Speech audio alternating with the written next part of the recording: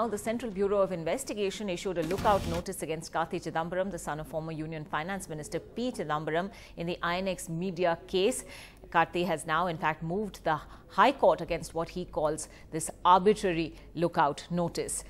Now, we can, in fact, go across to Tanima for the latest on this. Tanima, what other details are we getting?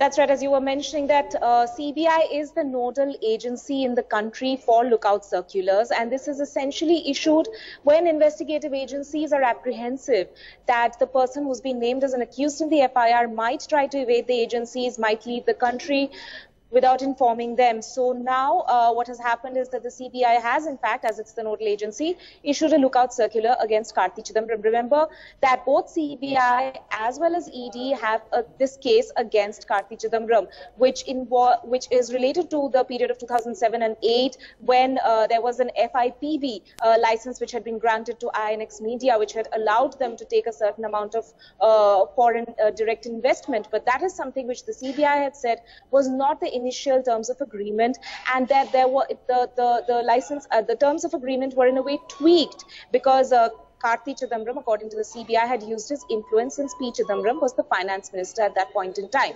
This is, of course, an allegation that P Chidambaram has repeatedly denied, saying that his son is being targeted because there's a political vendetta against him.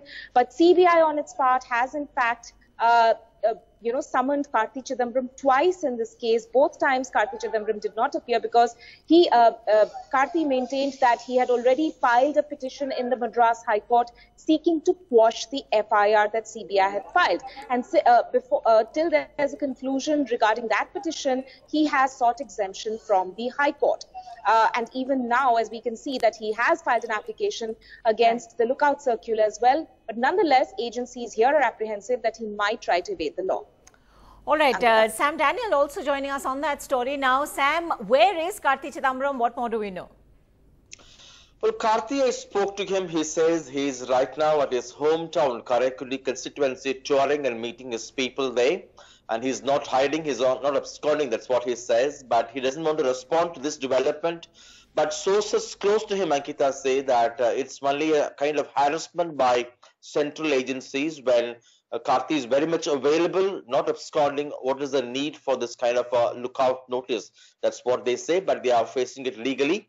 And in the Madras High Court, his lawyers have filed a petition asking for clarification whether or not the central government or the Home Ministry have passed a lookout notice for Karti or not.